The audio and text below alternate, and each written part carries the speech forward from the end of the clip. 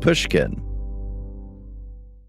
A middle-aged electrician is murdered in a quiet Amsterdam suburb. The killing leads investigators into a web of drugs, money laundering, and state-sponsored assassinations that stretches from Dublin to Dubai. At the center is a cocaine supercartel and a hidden economic war between democracies and dictatorships. It's the new season of the hit podcast from the Financial Times and Pushkin Industries, Hot Money, The New Narcos. Listen to Hot Money, The New Narcos on the iHeartRadio app or wherever you get your podcasts. Just a quick note before we start today's show. You can listen to Hot Money, The New Narcos ad-free by becoming a Pushkin Plus subscriber. Find Pushkin Plus on the Hot Money show page in Apple Podcasts or at pushkin.fm/plus. With your subscription, you'll also get access to ad-free binge opportunities from Malcolm Gladwell's Revisionist History, The Happiness Lab from Dr. Laurie Santos, and tons of other top shows in the Pushkin network. Sign up in Apple Podcasts or at pushkin.fm/plus.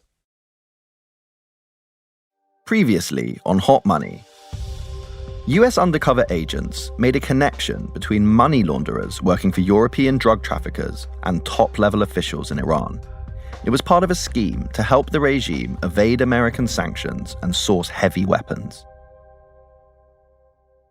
This time, a whole new money laundering operation comes into view, invented by the man at the top of the Dubai super cartel, Daniel Kinahan. Back in episode 4, we left him living a life of luxury in Dubai. He just got married and business was booming as the super cartel joined forces to grow their trafficking operations across Europe. And Daniel, his new career as a boxing manager, it was about to take off. Remember back in Spain, he helped open a gym called MTK and signed up-and-coming boxers from Ireland and the UK. He set them up in nice villas and hired the best trainers and arranged their fights. Unlike his father, Daniel appeared to like being a public figure, to revel in the attention he got. He was living a dual life, enjoying the status of a top drug trafficker and the image of a high-flying boxing promoter. It seemed to me that he thought boxing was his path to being accepted as a legitimate businessman, but something inside him meant he just couldn't leave the world of crime behind. Now it's 2020. Daniel Kinahan's in Dubai, and he's taken his boxing promotion business there with him. He's working on the biggest boxing deal of his life, and if he pulls it off, it will catapult him to the very top of the sport. Hello there. I'm just after getting off the phone with Daniel Kinahan. That's world-famous heavyweight champion Tyson Fury. He's a fast-talking, shaven-headed, 19-stone man-mountain, and on that afternoon, he's even more excitable than usual. He posts on social media. He's just informed me that the biggest fight in British boxing history has just been agreed. Get up there, my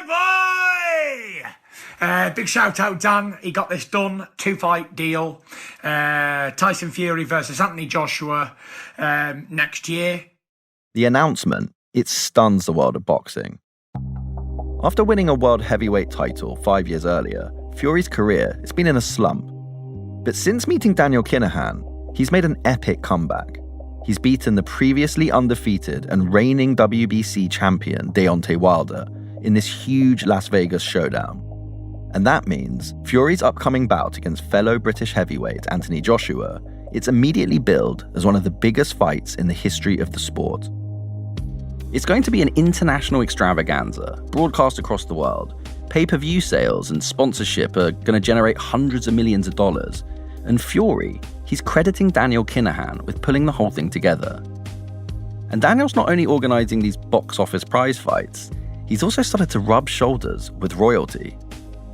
Around the same time that Fury's fight's announced, Daniel signed up as a special advisor on combat sports by a company belonging to the Prince of Bahrain. The press release describes him as an international boxing power broker. And shortly before that, Daniel shows up at a charity gala in Kazakhstan, wearing a tuxedo. And sitting next to him is none other than Bob Arum, one of the most influential figures in boxing history. Arum, he's promoted Muhammad Ali, and he's an inductee into the Boxing Hall of Fame.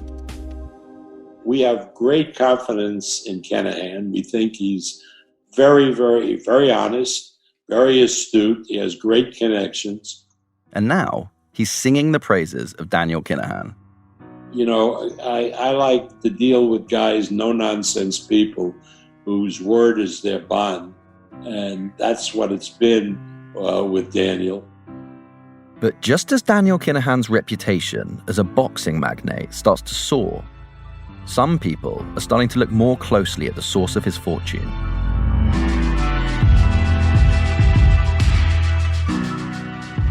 I'm Miles Johnson, and from the Financial Times and Pushkin Industries, this is Hot Money Season 2, The New Narcos.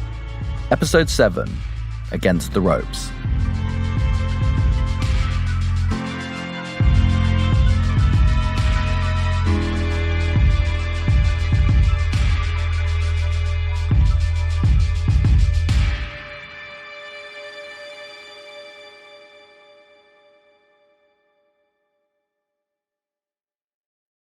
The thing that first pulled me into this story was when a source told me, if you really want to understand the exploding European cocaine trade, you need to take a close look at a murder in a small Dutch town. And that led me to an Amsterdam murder broker, a Dublin safe house, the Kinahans, and then the Iranian government. For a while, the way this connection worked, it just wasn't clear. And then we found something. The thing that links these unlikely characters together is the mechanics of sanctions evasion and money laundering. But if anyone can help me really understand how all of this works, it's a guy called Quentin Mugg. I'm a French police commander. I am currently working in Europol, which is the European Agency for Criminal Police. I first met Quentin after other police contacts told me that he was one of the best in the world at complex money laundering cases. He's got dark floppy hair, a stubbly beard, and he talks with the unassuming calmness of a Gallic Columbo. He doesn't miss a trick. If you're trying to launder your drugs money in a shipment of seafood, he's the sort of guy who'll swivel around at the last minute and say, just one more thing. You know, instinct kicks in. You tell me that you imported 100,000 euros worth of shrimps, but what shrimp was that? Live shrimp, frozen shrimp, big shrimps, Madagascar shrimps. Then what was exactly in the container? You don't know. That's how it works. Quentin, he lives and breathes this sort of stuff, and he's actually written a book about it. It's called Argent Sale, or Dirty Money. So I started to pick up on this aspect of the job, because essentially everybody wakes up for money, including the criminals. And I really started to enjoy it. Quentin actually worked on part of the DEA's investigation into Iman Kobesi and ended up arresting a French associate of hers. He says there's one important reason why drug traffickers might end up working with someone like Kobesi. Criminals and sanctioned governments, they've got a problem in common. They can't just freely move money around the international banking system. So both need to find more creative methods that law enforcement agencies can't track. And that is the beauty of it, to be honest, because basically this appeal for anonymity is something that the whole underworld has in common. As the cocaine market in Europe has boomed, massive amounts of dirty cash have started to pile up. And to make their businesses work, to pay suppliers in Latin America, pay henchmen, or buy a mansion in Dubai, the cartels, they need to keep that money from getting stuck. It's a critical logistical headache of being a drug trafficker. But moving billions secretly around the world, it's actually quite hard. Imagine a drug trafficker has, say, $10 million in the Netherlands. And he would like that to be in Dubai. So now he's got a number of options. He could move it himself, so that means having some cash couriers taking the risk of being spotted at the airport. He could try to transform it into something else, maybe jewelry, watches, whatever. But again, you need to transport it. He could try to hide his tracks by converting that money into other goods, such as cars, and then ship them away, get the cars somewhere in another country, sell them, justify the profit and take it away. But then you need companies, you need import-export, it's complicated. Or you can just pick up your phone. Pick up your phone and call a money broker. They're specialists who operate in a huge underground banking system, and it's critical infrastructure for the underworld. So I would simply contact the money broker. The money broker would send me a money collector. That money collector will come to me, usually with a banknote. It's pretty hard to feel comfortable handing over massive suitcases of cash to a stranger. So they've come up with a sort of verification system. The person picking up the cash, they have to show a serial number of a specific banknote to prove their identity. And within 2-3 days, I would have an equivalent amount of money in the country I want. So it's sort of like a secret currency exchange service, but for major criminals.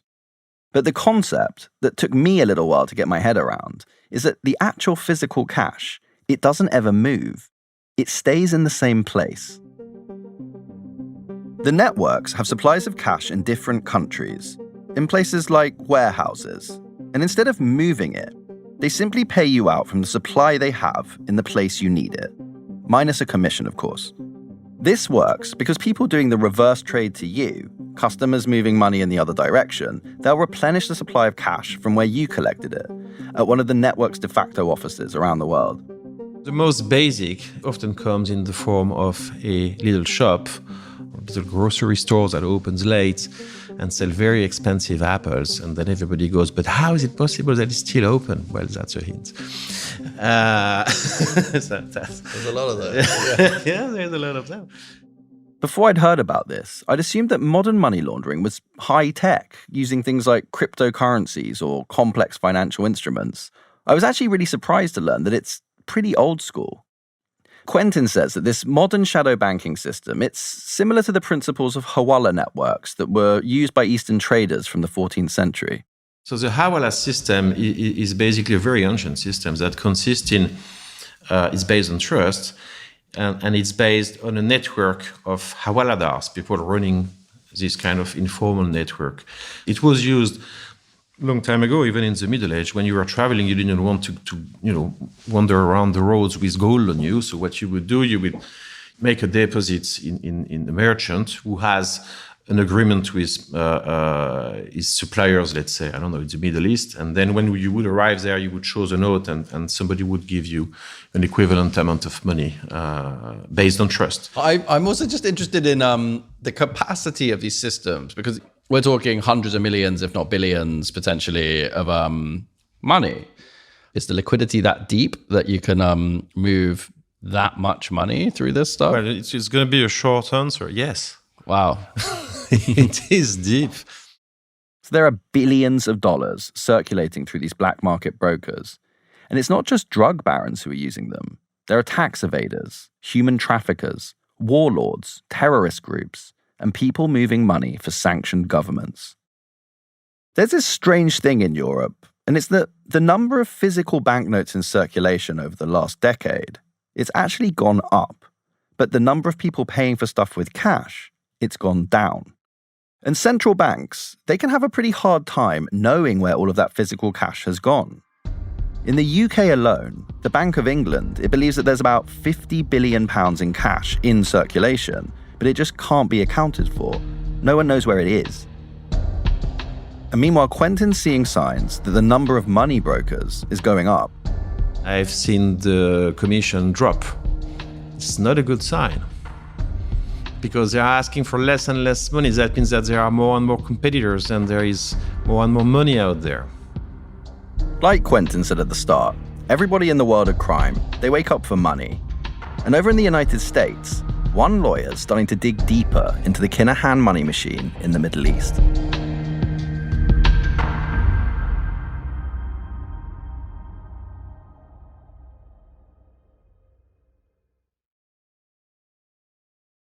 A middle-aged electrician is murdered in a quiet Amsterdam suburb. The killing leads investigators into a web of drugs, money laundering, and state-sponsored assassinations that stretches from Dublin to Dubai. At the center is a cocaine supercartel and a hidden economic war between democracies and dictatorships. It's the new season of the hit podcast from the Financial Times and Pushkin Industries, Hot Money, The New Narcos. Listen to Hot Money, The New Narcos on the iHeartRadio app or wherever you get your podcasts.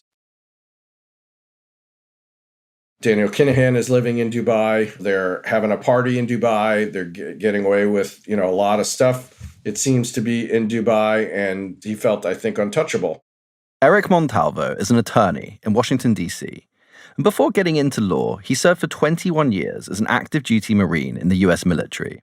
in the first Gulf War, in Iraq, and in Afghanistan. When I transitioned into the civilian community, I eventually started my firm in 2011, and I practice national and international law. And then one day in 2020, Eric got a call from a boxing promoter who was furious. One of the promoter's most successful fighters was leaving. He'd switched to another promotion company, one called MTK. It's the company that Daniel Kinahan co-founded back in Spain. And by 2021, MTK Global, like Daniel, is based in Dubai. MTK has become a major player in the boxing world. And this fighter, he wants to move over to them, but he's still under contract. So there's a dispute. And the current promoter asked Eric to take on his case. Before this, I was not really a boxing litigator, if you will. Like, the boxing profession was not something that I was intimately familiar with in terms of the business side, right? You know, I'm a fan. I would watch a fight, you know, what have you. But I really had never got from a litigation standpoint into the back end of what was going on. So I really was in a learning curve on this. Eric starts studying the contracts, and MTK looks just like any other multinational company. On its face, it looked very legitimate and very powerful compared to even any U.S. company. No one could really compete with them. And they had endorsements from high-level boxing professionals, right? Bob Arum. So my first review of them was that they were a big professional boxing corporation, international, and that I just had to hold them accountable for contract issues. But then, Eric comes across the name Daniel Kinahan. At the time, back in 2021, most of the boxing world had embraced Kinahan as a legitimate businessman, but Eric saw something else. When I focused in on him, obviously I'm a former prosecutor, so, you know, that got my eyebrows raised. Now, there's a long history in boxing of people with, let's say, a colorful past, and initially, Eric thought that the rumors around Daniel Kinahan would have no bearing on the contractual dispute. But as Eric started to look at MTK's business model, it seemed strange. One of the ways that the company was able to recruit so many fighters to its roster was by offering them hugely favorable terms that seemed to defy financial logic. When I started trying to understand the financials of what was happening, nothing made sense. No business can spend the amount of money in litigation, fighter bonuses, all of these things, when that money is not coming from fights. For example, you could have a situation where a boxer makes, say, $500,000 in a fight, but the boxing company promoting them pays them $700,000. Where's that money coming from? Daniel Kinahan had officially parted ways with MTK back in 2017. His links to organized crime had made it difficult to be the public face of the company. Everyone's paying attention to you, probably for good reason. So, take a back seat and you're no longer part of MTK. The problem is that Mr. Kinahan wasn't able to do that. He either loved the boxing game, loved the limelight, whatever it was, but he could not help himself. And so he was publicly coming out over and over again and participating in the fighting arena. And as Eric digs deeper into MTK's finances, he discovers that the company seems to have found an innovative way of moving money around the globe. It became clear to me as a prosecutor that what they were doing is they were using the fighters as a way to move money through the system. And so preliminarily what I see is that, let's say they put $1 million in the fighter's account. That wasn't for the fighter to keep. What it was they would then take that money out a month or two later, and then it would go to a property or it would go to some other venture from the fighter's account. And these were typically new accounts. So the fighter would set up a new account.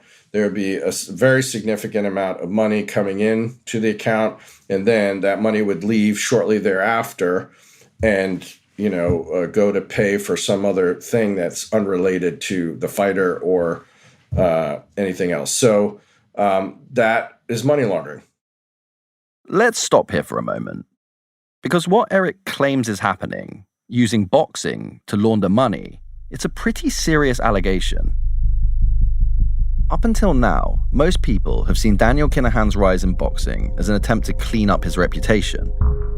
But maybe, if Eric's right, it was more than that. The boxing and the crime, they weren't two different worlds. They were part of the same thing. Eric's next move is to file a legal case in California for his client.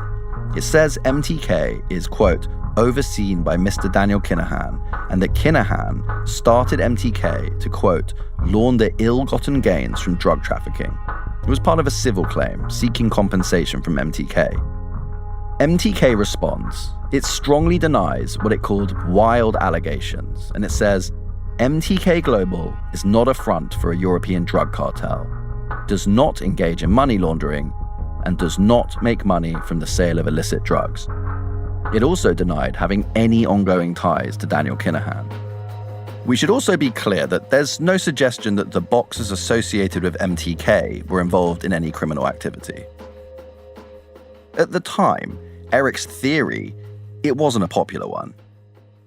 Most of the people that were around me that knew what I was doing thought I was a little bit of a crackpot, right? Like, what are you talking about? Like, first of all, MTK's legitimate, organization. I mean, people were saying this. Bob Arum was saying it. The California Commission was saying it. Everybody was like, this Montalvo guy is crazy and all of this stuff. You're going up in this instance against people who at the time are seen as extremely dangerous, like some of the most dangerous criminals in the whole world, people who are linked to multiple homicides.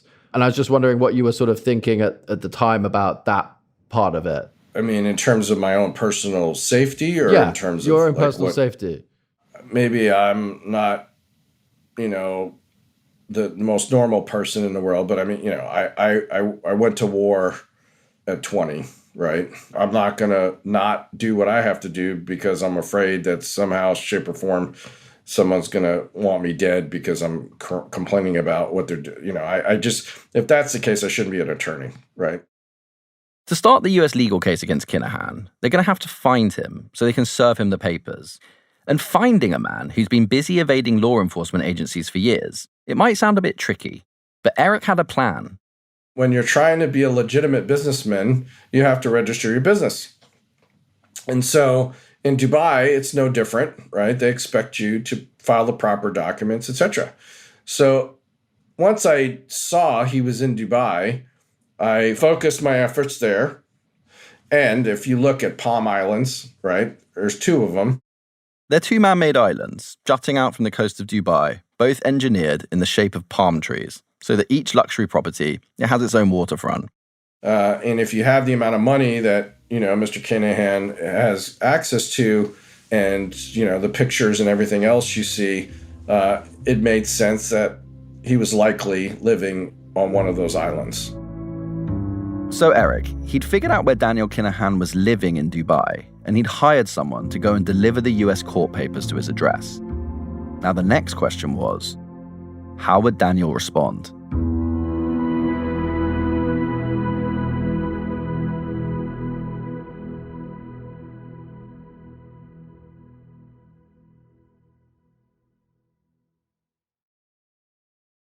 A middle-aged electrician is murdered in a quiet Amsterdam suburb. The killing leads investigators into a web of drugs, money laundering, and state-sponsored assassinations that stretches from Dublin to Dubai. At the center is a cocaine supercartel and a hidden economic war between democracies and dictatorships. It's the new season of the hit podcast from the Financial Times and Pushkin Industries, Hot Money, The New Narcos. Listen to Hot Money, The New Narcos on the iHeartRadio app or wherever you get your podcasts. So Daniel's figuring out how to deal with this legal case against him. And at the same time, there are now signs that Dubai, once a paradise for European criminals, has begun to crack down. The first members of the super cartel are starting to fall. Ridouan Taghi, one of the guests at Daniel Kinahan's wedding and a notorious Dutch cocaine boss, he's arrested in Dubai and charged with multiple murders, and the Emirate agrees to send him back to the Netherlands to face trial. Another wedding guest, the Chilean trafficker known as El Rico, he's arrested in Latin America and extradited to the Netherlands too. Daniel Kinahan's still safe in Dubai, but the pressure back in Ireland is starting to build. There's outrage in the Irish Parliament the day after Tyson Fury posts about Kinahan arranging the Joshua fight. Leo Varadkar, Ireland's Taoiseach, the Prime Minister, he says he's taken aback by Kinahan's involvement, citing his checkered past. He asked Ireland's foreign ministry to talk to the UAE government about it urgently. Days later, the Prince of Bahrain dumps Kinahan as an advisor, and Bob Arum announces that he's going to handle Tyson Fury's negotiations from now on, not Daniel Kinahan. Daniel's now on the back foot, and he makes a kind of surprising decision. He launches a public relations campaign to save his reputation as a legitimate businessman. A bizarre film appears on the internet called The Regency: Discover the Truth. And this isn't some cobbled-together home video. It's a professional project. It's a dramatic reenactment of the assassination attempt against Daniel in 2016 in Dublin. It features a handsome actor playing him, who's portrayed as the victim in the whole thing. When Daniel Kinahan arrived at the weigh-in for Clash of the Clans, the first thing that he noticed was that there were no Garda to police the event. This was unnerving, because Daniel was used to having his every move shadowed by police. Not only that... It's unlikely the film convinced anyone, but it showed that Daniel Kinahan was starting to get nervous. Back in Dublin, John O'Driscoll, the man in charge of Ireland's response to the Kinahan's wave of violence, he's been watching Daniel's rise in boxing with frustration. The sport of boxing, which is very important, and I knew it to be so, having policed in inner city communities for many years. Many kids were diverted from crime through an involvement in the sport of boxing. And here we saw the Kinahan organisation potentially destroying that sport. They were corrupting the sport, and that was operating at a global level. John's been trying to come up with a plan to take the Kinahans down. But even if they build a bulletproof case, there's another problem. The Kinahans are in Dubai, and Dubai has no formal extradition agreement with Ireland. John, he realizes something. That no one entity, no one law enforcement entity could ever achieve any realistic success on its own in tackling one of these criminal enterprises. So John starts flying around the world, meeting with other law enforcement agencies, sharing information, discussing strategies. He knows that back in 2010, police across Europe tried to stop the Kinahans with Operation Shovel, but the case had fallen apart. And John, he's determined that will never happen again. He needs a silver bullet. Then, one morning, he's talking to a US official when they mention something that John just hadn't thought about before. Something the US government has used to go after people in countries like Russia, Iran, and North Korea. Countries in which Western governments can't just go in and arrest people. Places like Dubai. What if, the official asked John, they put the Kinahans under economic sanctions? The Irish police, they may not be able to get close to the Kinahans in Dubai, but if the US Treasury put them under sanctions, that would cut them off from their money, the motive for being in crime in the first place. From that day, it was part of our objective that we would acquire sufficient information to provide to the US Department of Treasury to encourage it to take on the Kinahans as a target for them to be placed on their list of priorities. It was just an idea, but it was a radical one. A new tool to target individuals connected to European organised crime. John immediately gets to work. He needs to bring in as many international partners into the operation as possible. But to convince the US Treasury to take action, the joint operation, it needs watertight evidence that the Kinahans have evolved into a global threat. Throughout the process, I would have been privy to the intelligence that we had gathered ourselves in Ireland, and then other jurisdictions had gathered additional information, and bit by bit the jigsaw was being put together in terms of establishing how significant, in fact, the Kinahans were on the global stage. Months and months pass with countless meetings between law enforcement agencies from different countries sharing the intelligence they've gathered on the Kinahans. And then, the US side of the joint operation, they discover something pretty big. At the time, it was a closely guarded piece of highly sensitive information. John tells me it was something about how the Kinahans and other members of the Dubai super cartel had been laundering their money, about the money brokers that we heard about earlier in the episode. As time emerged and as the eyes of US law enforcement more generally were focused on the Kinahans, it was realised that the money laundering associated with that drugs empire involved the Kinahans utilising organisations that may potentially have links to international terrorism. As we're talking, as John's telling me this, I want to know what he means. Which international terrorists? Is it a group? Is it a government? But when you say terrorist-related activity, does that relate to any particular countries? John doesn't really answer this, so I ask him directly. The thing I'm thinking, the thing you might be thinking too. Is he talking about Iran?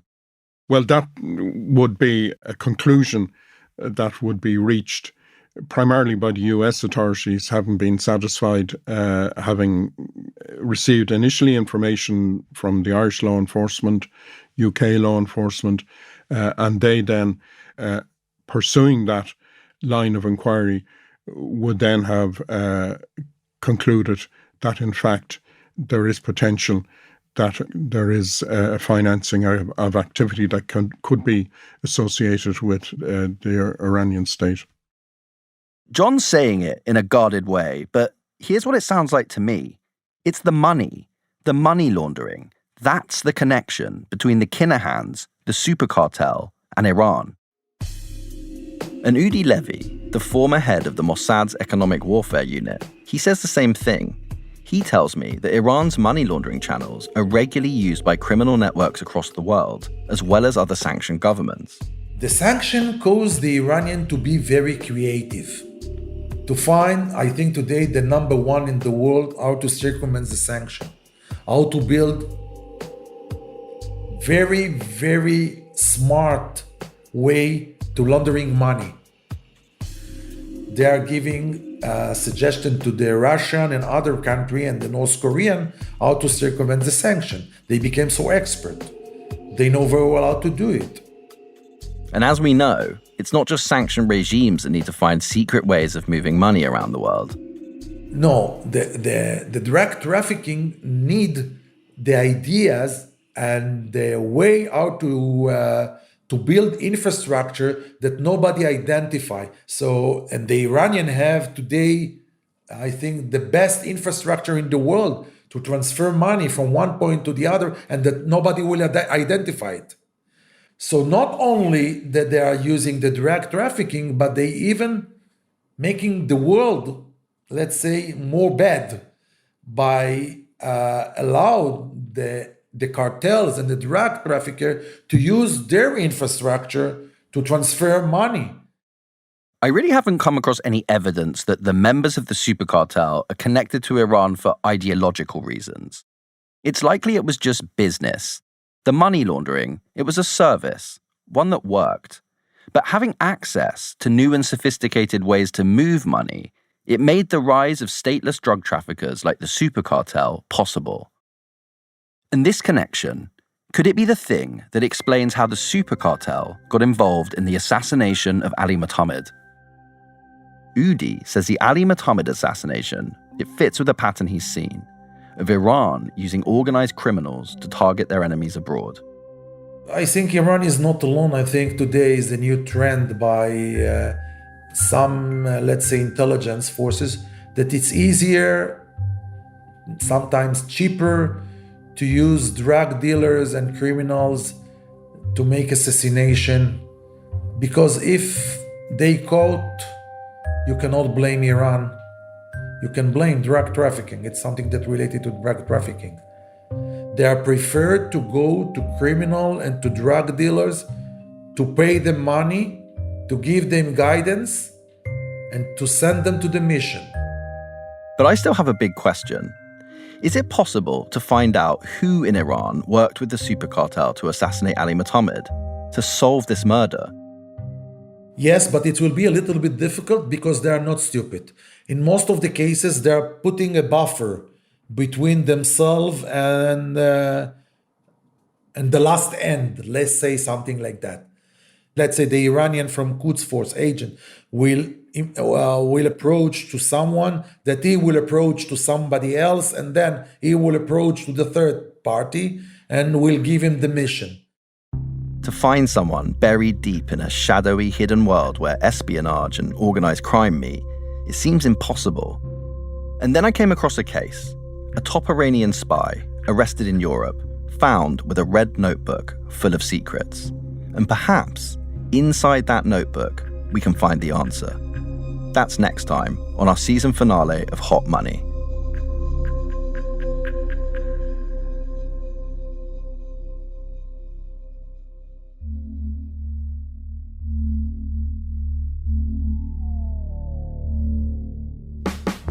Hot Money is a production of the Financial Times and Pushkin Industries. It was written and reported by me, Miles Johnson. And if you've got any leads or information about this story, you can email me at newnarcos@ft.com. The series producer is Peggy Sutton. Edith Rousselot is the associate producer. Fact-checking is by Arthur Gompertz. Engineering by Sarah Bruguer. Sound design from Jake Gorski. Jeremy Wormsley wrote the original music. Our editor is Sarah Nix, and the executive producers are Jacob Goldstein and Cheryl Brumley. Special thanks to Laura Clark, Alistair Mackey, and Breen Turner.